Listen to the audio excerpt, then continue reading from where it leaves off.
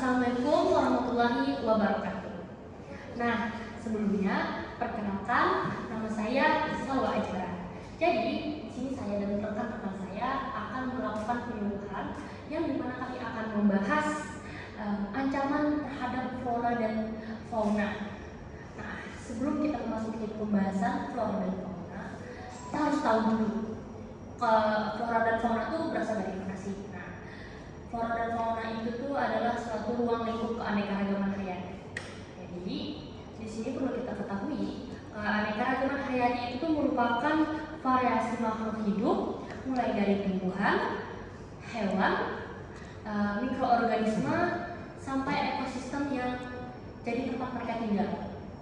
Nah, jadi kalian harus tahu Indonesia itu adalah salah satu negara dengan tingkat keanekaragaman hayati tertinggi di dunia, yang dimana Indonesia itu memiliki puluhan ribu spesies flora dan fauna. Terus banyak diantaranya itu bersifat endemik dan tidak ditemukan di tempat lain. Akan tetapi tekanan yang tinggi itu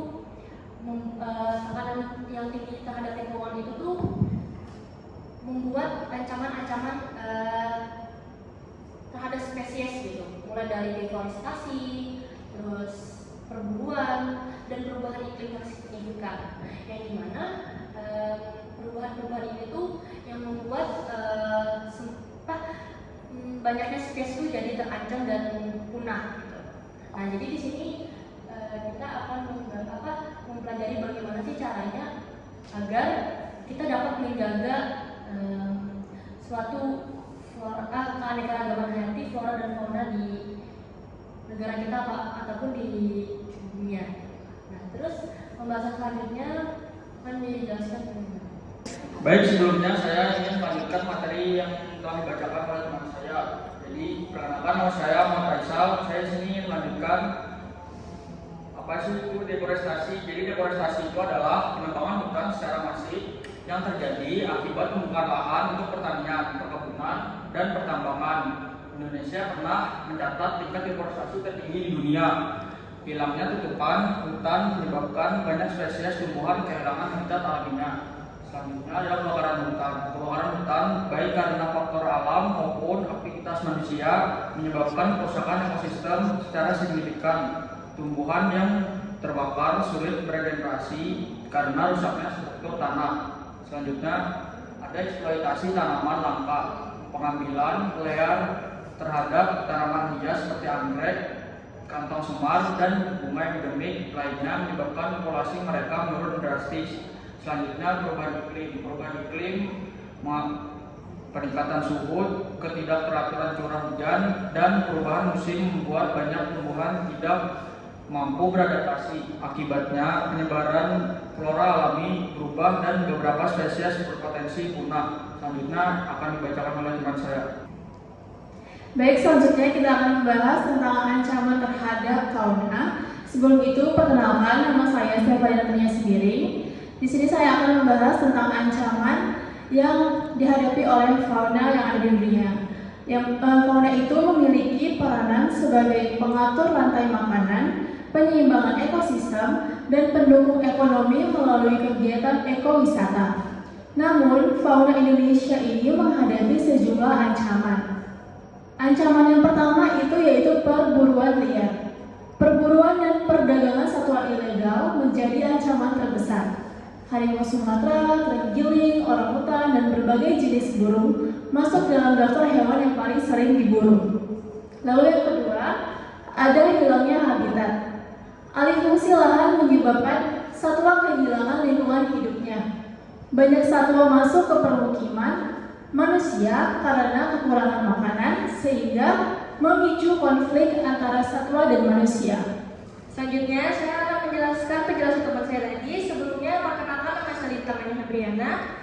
Yang ketiga ada fragmentasi habitat. Fragmentasi habitat pembangunan jalan, kebun, dan pemukiman membuat habitat satwa terpecah-pecah sehingga populasi sulit berkembang. Yang keempat ada perubahan iklim. Perubahan pola musim dan temperatur menyebabkan gangguan reproduksi, migrasi, serta ketersediaan makanan. Contohnya, suhu pasir yang semakin panas membuat rasio kelahiran penyu tidak seimbang. Selanjutnya, yang keempat ada dampak kepunahan flora dan fauna. Kepunahan spesies membawa banyak dampak jangka panjang yang merugikan. Yang pertama ada ketidakseimbangan ekosistem. Ketidakseimbangan ekosistem, hilangnya satu spesies dapat merusak rantai makanan. Predator tanpa mangsa akan punah, herbivora tanpa tumbuhan akan kelaparan. Yang kedua ada bencana lingkungan. Hilangnya vegetasi menyebabkan erosi banjir, tanah longsor, dan berkurangnya kualitas udara. Selanjutnya ada kerugian ekonomi. Spesies flora dan fauna memiliki nilai ekonomi melalui sektor pariwisata, obat-obatan, dan sumber pangan. Kepunahan akan menghilangkan potensi tersebut. Yang terakhir ada hilangnya pengetahuan tradisional. Banyak tumbuhan digunakan masyarakat adat sebagai obat. Jika tanaman tersebut punah, warisan budaya ikut hilang.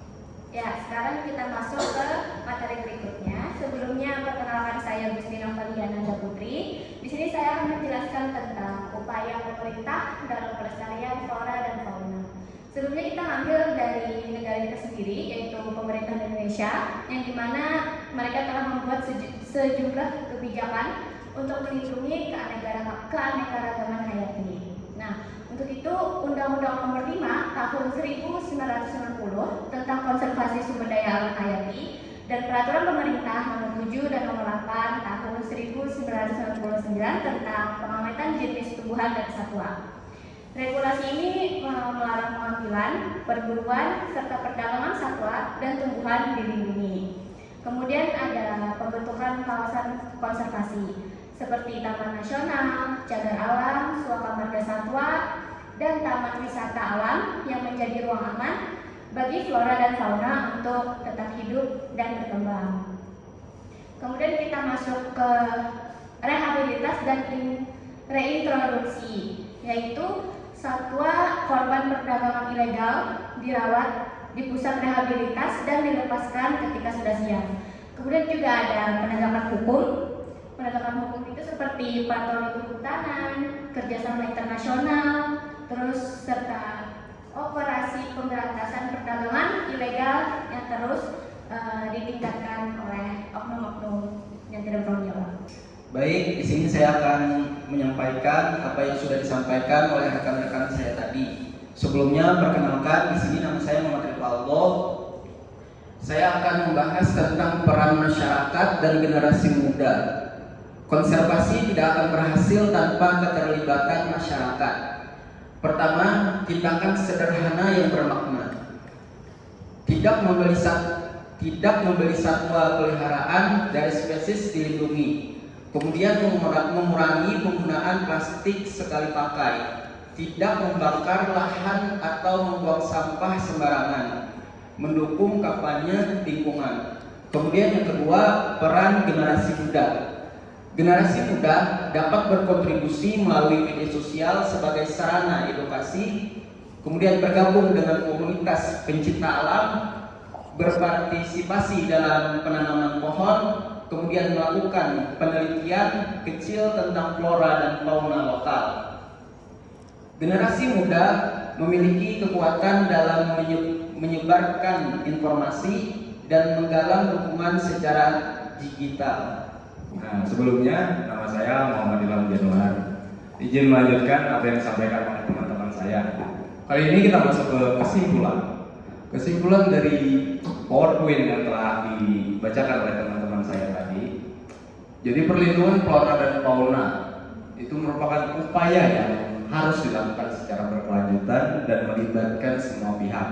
Keanekaragaman hayati adalah aset negara yang bernilai besar, baik itu secara ekologis, ekonomis, maupun budaya.